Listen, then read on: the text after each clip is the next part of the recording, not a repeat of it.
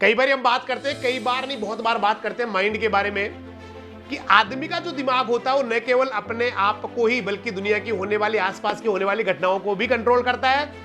और इसके बहुत सारे एग्जाम्पल्स है, काफी सारे इसके ऊपर रिसर्च भी हुए हैं। बिल्कुल सही है, आदमी का दिमाग दुनिया का सबसे शक्तिशाली मशीन होता है। बहुत बड़ी मशीन होती है, जैसे कोई जेसीबी चल रही है, उसका कंट्रोल आदमी के हाथ में होता है तो सही तरीके से काम कर देती है। और उसको कंट्रोल नहीं करके 2 मिनट के लिए आप ऐसे ही छोड़ दो अपने हिसाब से चले तो फिर वो विनाश या विध्वंस कर देती है। माइंड भी इसी तरह का होता है भाई, आदमी का दिमाग भी इसी तरह से होता है। जिस तरह से जेसीबी के ऊपर जब तक आपका कंट्रोल है, जेसीबी मशीन के ऊपर, तब तक वो बेहतरीन काम करती है। कंट्रोल छूटते ही वो एकदम बिखर जाएगी, बिगड़ जाएगी, तोड़ डालेगी या टूट जाएगी, दोनों में से एक काम हो जाएगा।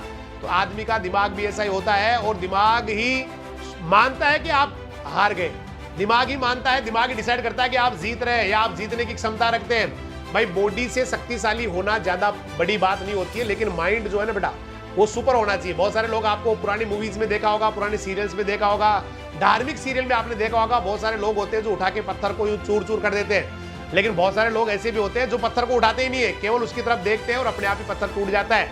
इसको बोलते हैं मेंटल पावर या कॉन्सेंट्रेशन पावर, और ये ज्यादा शक्तिशाली होता है। और माइंड जैसा सोचता है बॉडी वैसे ही रिएक्ट करती है। आप किसी भी एक अननोन पर्सन को देख के, उसके चेहरे को देख के आइडिया लगा सकते हैं कि ये आदमी कैसे विचारों का है। हमारे पास बहुत बार ऐसे लोग खड़े होते हैं जिनको हम बिल्कुल जानते भी नहीं होते, फिर भी हम उसके पास में रह के बड़ा अच्छा महसूस करते हैं या बहुत बुरा महसूस करते हैं। इसका मतलब उसके जो विचार है ना, वो उसकी बॉडी पे है, उसके चेहरे पे है। उसके चेहरे को देख के आपको लग सकता है कि ये कैसे विचारों का आदमी है, क्योंकि जिस तरह के विचार होते हैं वैसे ही लोग होते चले जाते हैं। जिनके विचार अच्छे नहीं होते, बॉडी उनकी, चेहरा उनका वैसा ही बन जाता है और वो लगते ही डरावने। जैसे आपने मूवीज में बहुत सारे लोगों को देखा होगा जो जन्मजात गुंडे ही लगते हैं। कई आते हैं ना, टकले से आते हैं, ऐसे आते हैं, वो लगते ही जन्मजात गुंडे ही है। क्यों लगते हैं? एक्चुअली वो गुंडे नहीं है, वो अपनी रियल लाइफ में सुपरस्टार बेटा, रियल लाइफ के बहुत अच्छे इंसान होते हो, ग्रेट पर्सनैलिटीज होते हैं, लेकिन वो मूवीज में काम ही वही करते हैं। किसी को मारना है, किसी का मर्डर करना है, गंदे काम करने हैं, वो करना है, ये करना है। तो धीरे धीरे धीरे धीरे भगवान उनके चेहरे को या उनके जो माइंड है, उनके सोच उनके चेहरे पे आ जाता है और वो गुंडों जैसे ही लगने लग जाते हैं। और जो इसका मूवीज के जो हीरो होते हैं वो अपने आप ही आपको अच्छे शो में लगने लग जाएंगे, क्योंकि लगातार वही रोल, क्योंकि एक मूवीज बनने में 2-2 साल लगते हैं बेटा। अब कोई आदमी 2 साल तक लगातार गुंडा ही बना रहे, फिर अगली मूवी फिर शुरू हो गई, 2 साल के लिए फिर गुंडा बन जाए, तीसरी मूवी फिर शुरू हो गई, फिर 2 साल के लिए गुंडा बन जाए, और 15-20 साल गुंडा रह जाए, तो शकल से भी गुंडा हो जाता है।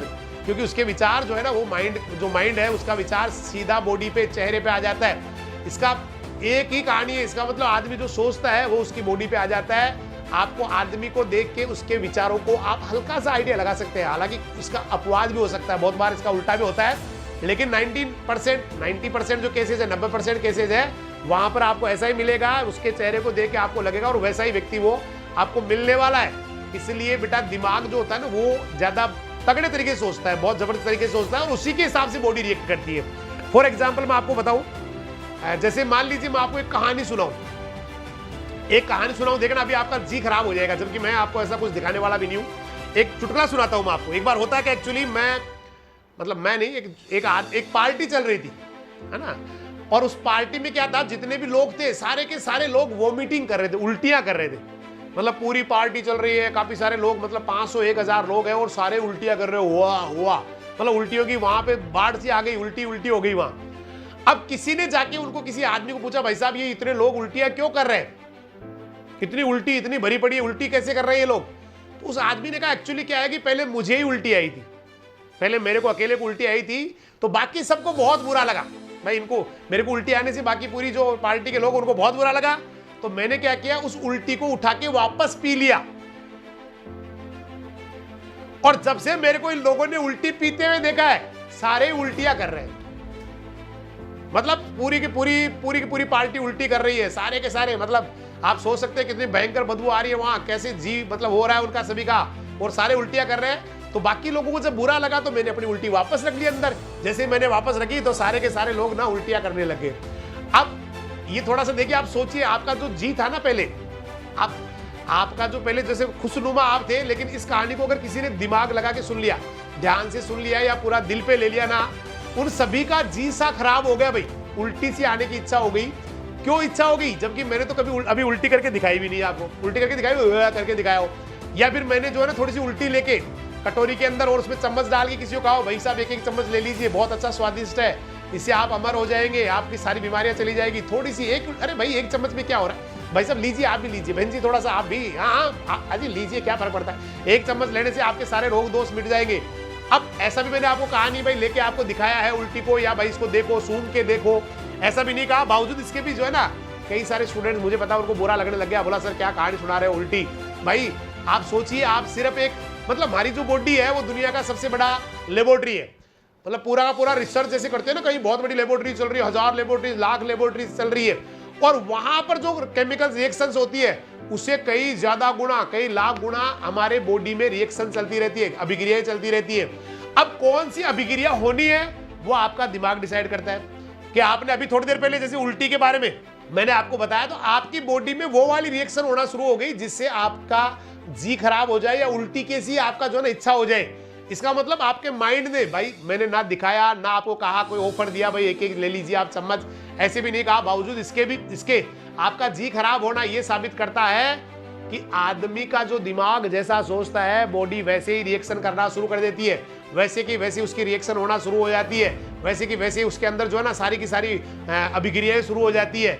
और ये बिल्कुल सत्य बात है भाई, आपको बिना कुछ मतलब दिखाए केवल माइंड से होता है ना बेटा। जैसे किसी को आप कभी इमोशनल बात चल रही है, घर पे इमोशनल चल रही है, कोई पुराने जमाने की भाई वो थे, वो दादाजी को और दादी जी को पीटते थे, तो हम बहुत इमोशनल हो जाते हैं, बहुत इमोशनल हो जाते हैं। इसका मतलब वो हमारे जो हार्मोन्स होते हैं, वो वाला जो रिएक्शंस होते हैं जो हमें इमोशनल कर सकते हैं, वो अपने आप ही एक्टिवेट हो जाते हैं ड्यू टू योर थॉट्स। आपके सोच की वजह से वो वाले हार्मोन्स ज्यादा एक्टिवेट हो जाते हैं, वो वाली रिएक्शन ज्यादा हो जाती है जो आपको रुला देती है, आपकी आंखों में आंसू निकाल देती है। होता है, बहुत बार होता है, बहुत ज्यादा इमोशनल हो जाते हैं किसी चीज को सुन के या किसी के बारे में। तो ये जो सारे है ना भाई, ये इसका मतलब माइंड जो है ना उस पूरे बॉडी को अफेक्ट करता है। माइंड में अगर आ गया मुझे ये काम करना है, फाइनली आपने दिमाग में बिठा लिया, तो वो काम तो वैसे ही हो जाना है भाई, जिस दिन आपके दिमाग में आ गया उसी दिन हो जाना है, क्योंकि बॉडी वैसे ही रिएक्ट करती है जैसा आपका माइंड सोचता है। और इसके लिए एक प्रयोग किया गया। एक बार ना एक कैदी था, प्रिजनर था, जेल में जो है ना एक बंदी था, और उसको उम्र मतलब सजाए मौत सुना दी गई, मतलब उसको कंडेम टू डेथ उसको सुना दी गई। अब वहां के जो जेलर वगैरह थे या प्रशासन था, उन्होंने कहा भाई मारना तो है इसको, तो थोड़ा दूसरा तरीका चेंज कर लेते भाई, कुछ थोड़ा तरीका चेंज कर लेते हैं। तो उन्होंने क्या कहा भाई ठीक है, इसको डेथ जो है ना वो फांसी नहीं लगा के अपन इसको कोबरा से डसवा देते। तो उन्होंने क्या किया, उसको बांध दिया गया ऐसे, और बांधने के बाद में उसको भाई अब कोबरा से डसवाते तो एक बहुत ही खतरनाक वाला कोबरा जो है ना बास्केट में डाल के जो छाबड़ी आती है उसके अंदर लेके आ गए, और लेके आके जैसे वो उसके सामने आए तो उसको खोला बास्केट को, तो खड़ा हो गया, वो कोबरा खड़ा हो गया। अब वो कैदी बेचारा डर गया, भाई ये तो मारने वाले, बंधा हुआ था, कुछ कर नहीं सकता था, भाई ये तो मारेगा कोबरा, तो अभी काटेगा। तो उसने क्या डरते हुए अपनी आंखें बंद कर ली। उस कोबरा को तो उन्होंने जैसे उसने आंखें बंद की, उसको वापस बास्केट में डाल दिया, और केवल उस आदमी को यहाँ पर 2 आलपिन चुबो दी छोटी छोटी। ये थोड़ी देर बाद में वो आदमी खत्म हो गया, वो कैदी खत्म हो गया सिर्फ आलपिन चुबो देने से।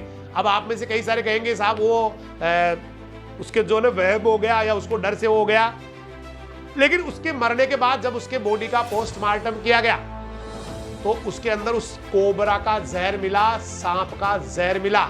और ये जो बात है ना, ये हो सकता है आप सोच रहे होंगे मैं पता नहीं कहां से आ गया होगा।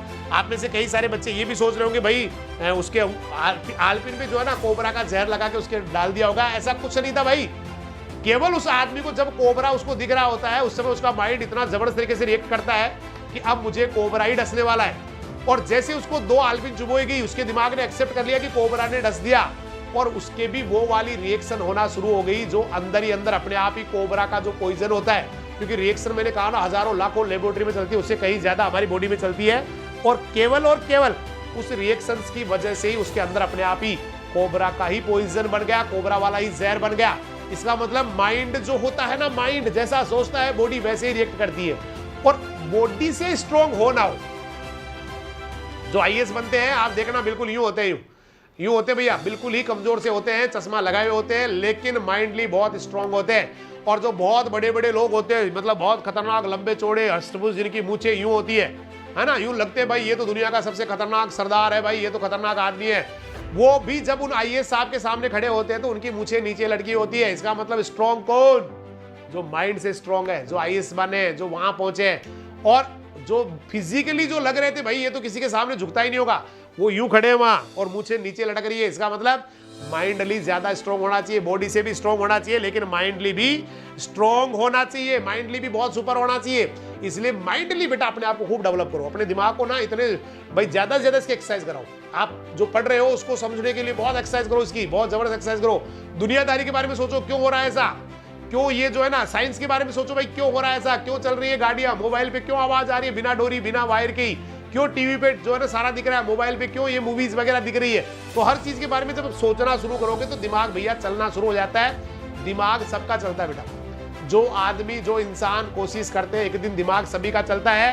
कुछ लोग तो कोशिश करते नहीं, कुछ करते हैं लेकिन लेट करते हैं, जब दुनिया से वो जाने मतलब काफी लेट हो जाते हैं। कुछ लोग सही समय पे सही कोशिश कर लेते हैं, वो बेटा चैंपियन बन जाते हैं। तो माइंड के ऊपर ज्यादा एक्सरसाइज, माइंड के ऊपर ज्यादा फोकस, और माइंड कैसे बेहतरीन करे ये ज्यादा इसके ऊपर ज्यादा सोच रहा है, क्योंकि हर आदमी हर खूबी को लेके आता है, उसके बाद में उसका माइंड धीरे धीरे डिसाइड करता है कि कौन सी खूबी मुझे डेवलप करनी है। कोई दुनिया में कोई चमत्कार नहीं होता भाई। आपको लगता होगा कि फला आदमी जो है ना ऐसे कविताएं लिखता है वो तो बहुत इंटेलिजेंट है, भाई इंटेलिजेंट आप भी है, लेकिन आपने कभी उस पर फोकस नहीं किया कि मैं कविताएं लिखूं। आपको लगता है कि भाई साहब वो क्रिकेट गजब खेल रहे हैं, भाई साहब आप भी बहुत अच्छे प्लेयर हैं, केवल आपने कभी उस पर फोकस नहीं किया जो आपको प्लेयर बना दे। क्योंकि हर वो चीज जिसके ऊपर फोकस करता है, प्लेयर के बारे में सोचोगे, प्लेयर पे फोकस करोगे तो बहुत बेहतरीन प्लेयर बन जाओगे। और जो भी आप बनना चाहो, विद्वान, scientist, doctor, engineer, whatever you want to be, उसी पे अगर आपने वास्तव में पूरा फोकस कर दिया तो भाई साहब दुनिया के बेहतरीन से बेहतरीन, मतलब जो आज आप लग रहा है कि मैं तो कुछ हुई नहीं, और आज के 10 साल बाद में आप पाओगे कि मैं कहां पहुंच गया, कहां से कहां आ गया। लेकिन उसके लिए जरूरी है भैया एक ही जगह पूरा दिमाग लगाना, एक ही जगह पूरा फोकस करना, अच्छा करना। तो दिमाग ही आपके बॉडी को चलाता है, दिमाग ही आपकी दुनिया को चलाता है, दिमाग ही आपके आसपास होने वाली घटनाओं को नियंत्रण करता है। इसलिए अपने दिमाग का जितना ज्यादा एक्सरसाइज कर सकते हो, जितना ज्यादा अच्छा इसको बना सकते हो, जितना ज्यादा हर चीज पे फोकस। हम लोग उन चीजों पे मोबाइल ले लेके 2-2 घंटे बैठे रहते हैं। आज के बच्चे देखिए, आप अभी आपको आप भी ऐसे ही, हाँ मैं आपके लिए भी कह रहा हूँ, आप में से हो सकता है 1-2 बच्चे नहीं होंगे, बाकी मोबाइल लेके 1 घंटा निकल जाता है यही चेक करने में, क्या व्हाट्सएप आया है, क्या फेसबुक पे चल रहा है, क्या जो है ना कमेंट है। भाई क्या कमेंट, क्या व्हाट्सएप, बेटा इस समय केवल और केवल मोबाइल, मैंने आपको 1000 बार कह दिया, पढ़ाई बंद, स्टार्ट चालू, फिर पढ़ाई खत्म बंद। और मत करो बेटा, टाइम खराब मत करो। काफी सारे बच्चे जो है ना आलतू फालतू चीजों में बड़ा टाइम खराब कर रहे हैं, उनको इसका कीमत चुकाना पड़ेगा बेटा, ये वक्त वापस नहीं आएगा। इसलिए पूरा अपना दिमाग जो है ना सही जगह फोकस करो। दिमाग को चलाने के बारे में जितनी भी बढ़िया चीजें सीख सकते हो उतनी चीजें सीखो, अच्छा करते रहो, आगे बढ़ते रहो। तब तक के लिए सभी का बहुत बहुत धन्यवाद। जय हिंद, जय राजधानी, नमस्कार, सत श्री अकाल, सब्बा खैर, वाहे गुरु दी फतेह, अल्लाह हाफिज, खुदा हाफिज, राम राम साहब।